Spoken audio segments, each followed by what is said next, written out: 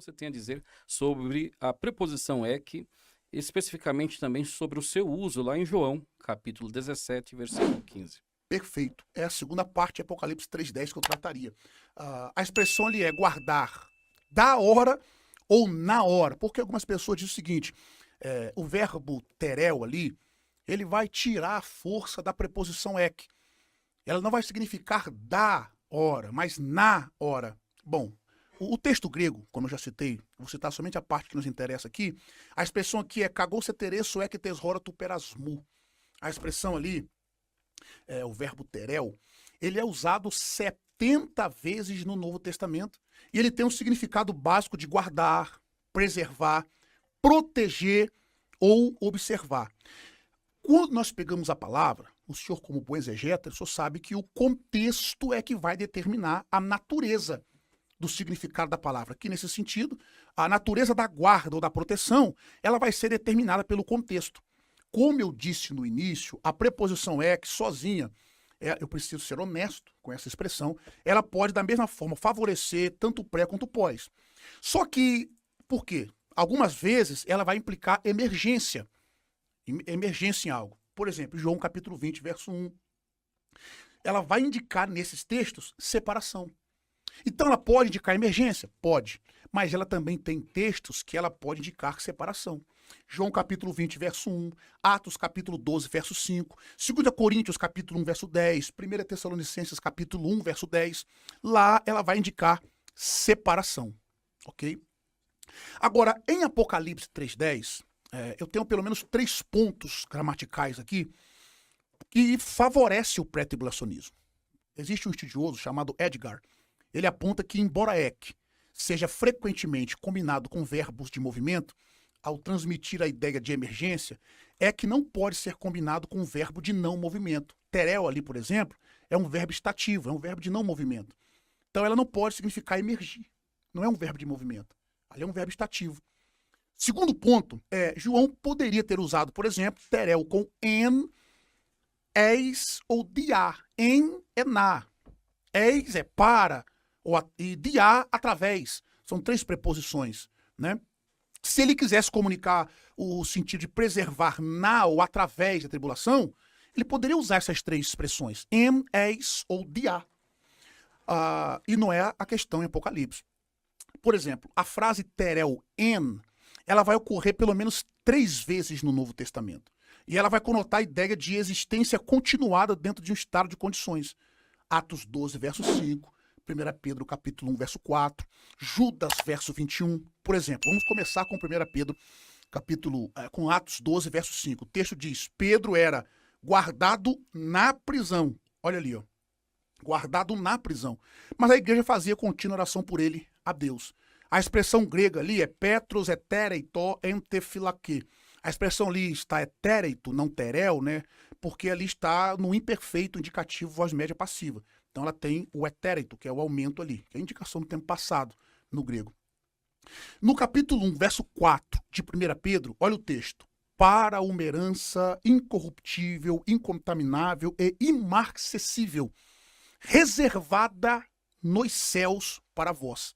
A expressão grega desse texto é teteremenem en uranois eis rmas. Nós temos ali o teteremenem, que é um particípio no tempo perfeito, voz média passivo no acusativo, feminino singular.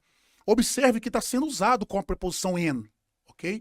E o último texto, o terceiro que eu citei, é Judas, verso 21, que diz, conservai-vos no amor de Deus. A expressão ali é realtus en agaptu teressate. O teressate ali está no aorista imperativo de voz ativa, na segunda pessoa do plural. Então, terel en, que é guardar na, ele não pode ter o mesmo significado de terel ek, que é guardar da. Em Apocalipse 3:10, ali é terel ek. Né? E sobre o texto de João, capítulo 17, verso 15, é um texto que mostra que lá a preposição ek não perdeu sua força. Exatamente. Ok? É o terceiro argumento que eu tenho nesse texto de Apocalipse. A expressão ali, ó, João capítulo 17, verso 15, Jesus diz, não rogo que os tire. A expressão ali é hares, que é um verbo no subjuntivo de voz ativa. Não rogo que os tire do mundo. A expressão é que usada ali. mas que os guarde tereses de o maligno.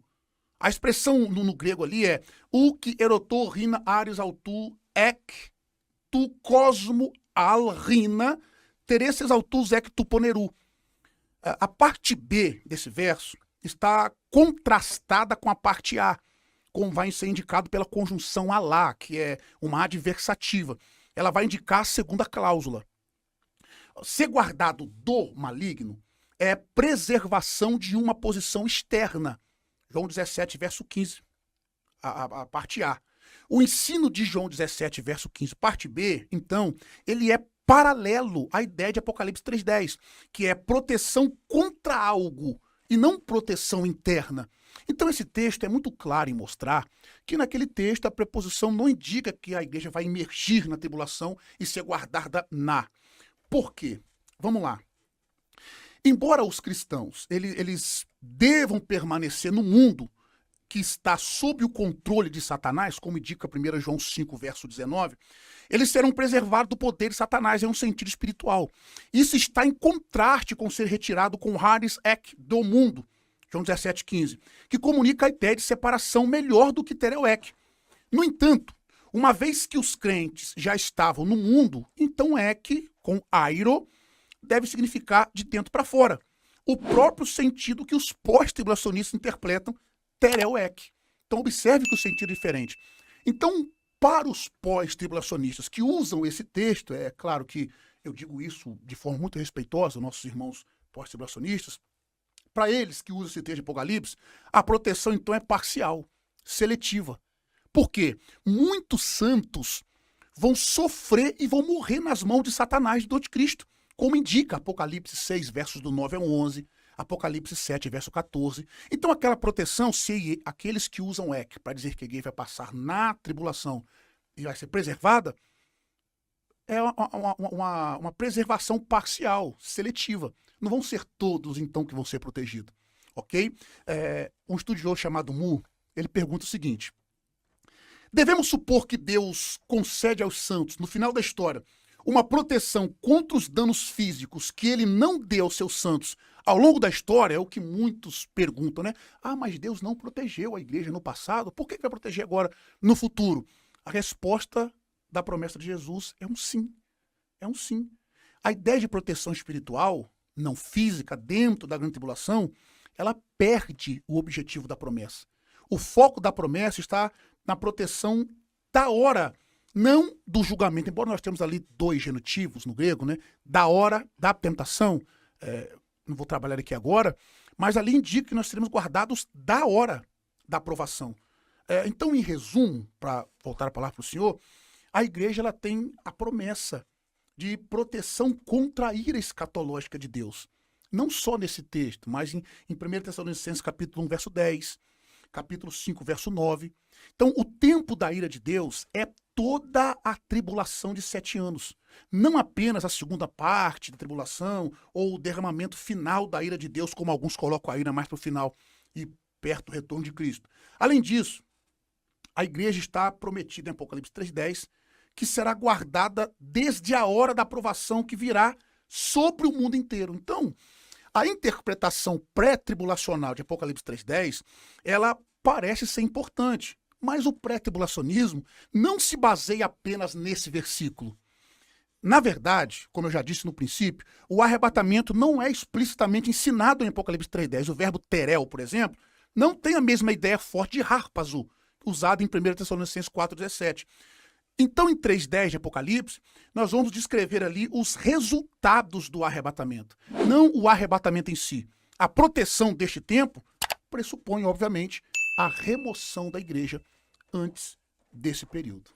Fantástico, Átila. Eu acho muito interessante essa análise exegética, porque ela fortalece, de fato, a perspectiva pré-tribulacional. Conforme você muito bem expôs, a aprovação é de âmbito global. Então, o guardar fora da tentação realmente nos traz a ideia de que a igreja tem que ser retirada da terra, porque a provação ou a futura grande tribulação, ela não é local, o que o texto deixa muito claro.